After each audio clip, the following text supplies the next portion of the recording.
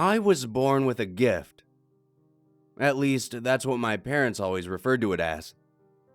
Personally, I wouldn't call it a gift. More of a knowing. An observational skill, if you will. I still remember how for the longest time I would see these things, these numbers, and have no idea what they meant. But now I know. I think I was around 11 years old when I first came to understand what the numbers meant. I was watching television with my parents when a news bulletin came on about a woman who had been sentenced for the murder of 17 people. As I watched the footage of her being escorted into the courtroom, there it was. The number 17 floating just above her head, like a halo of evil. In that moment I realized these numbers weren't random. They represented people. Every number I saw would signify the number of people that person would kill in their lifetime. I saw the world very differently after that day.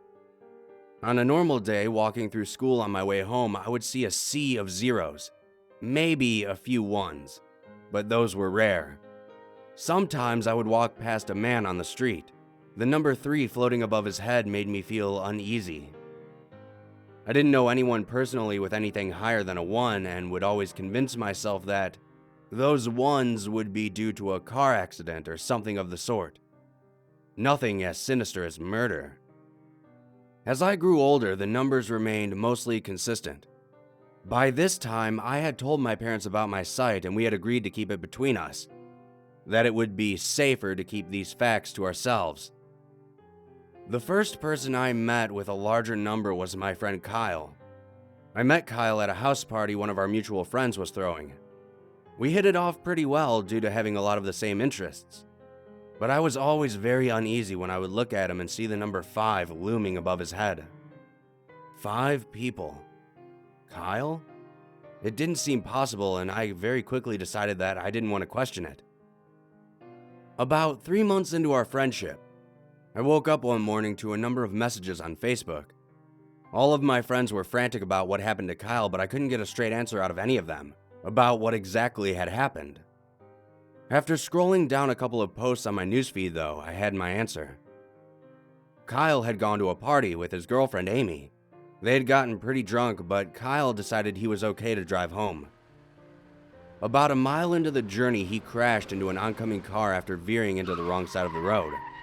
The post said that the crash was pretty bad, and his girlfriend had died instantly. As shocking as this news was, part of me couldn't help but feel guilty.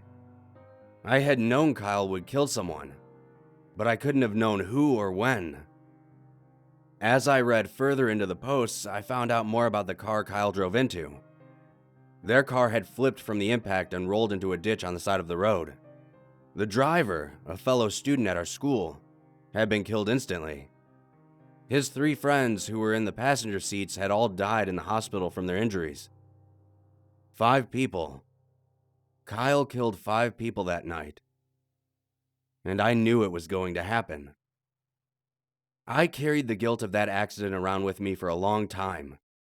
I tried to talk to my parents about it and they tried to empathize with me, but I knew they didn't really understand.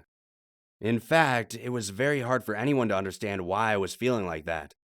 Until I met Melanie, the most beautiful woman I had ever seen. We started dating about 8 months after Kyle's accident, and I felt a connection with her that I had never felt with anyone before. She was the first person after my parents that I had ever told about my gift, and I was so relieved when she didn't freak out and leave me.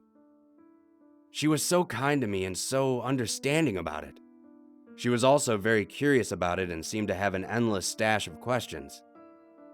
I was a little caught off guard when she stared at me, wide-eyed, and asked me what number was above her head.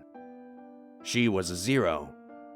I told her this, and it was almost as if I could see a little wave of relief wash over her. I loved all the questions she would ask. It felt good to finally be able to talk to someone about it, and to have them be genuinely interested in what I had to say. We had been dating for about a year when she asked me something that my parents had never asked me before. Can I ask you something?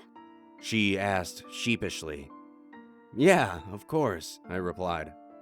Well, I always wanted to ask you this, but I could never find the right moment because it always seemed a bit too personal. Come on, I'm sure by now nothing you could ask me would be too personal. I laughed. Well, okay. I was just wondering, when you look in the mirror, do you see a number above your own head?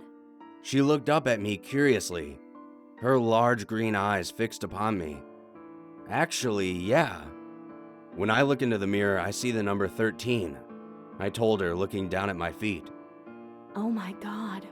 She whispered as she took a step back. Are you serious?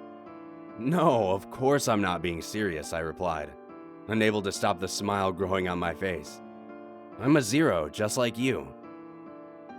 Melanie and I married a little over 2 years ago. And just a couple of days ago, we welcomed our first baby into the world. A beautiful, healthy baby boy. I've never known a love quite like the one that I feel when I gaze down at his little face. The feeling I get in my chest when his tiny hand clasps around my finger is unlike any other. I watch my wife fall more and more in love with our son every time she looks at him. I don't know how to tell her that when I look at our sweet, perfect baby, I feel my insides tighten with guilt. Because when I look just above his darling little face to the space just above his head, I see the number 148,327, the largest number I had ever seen in my life. I also don't know how to tell her that on the day our son was born, the number I see above myself in the mirror had turned from a 0 into a 1.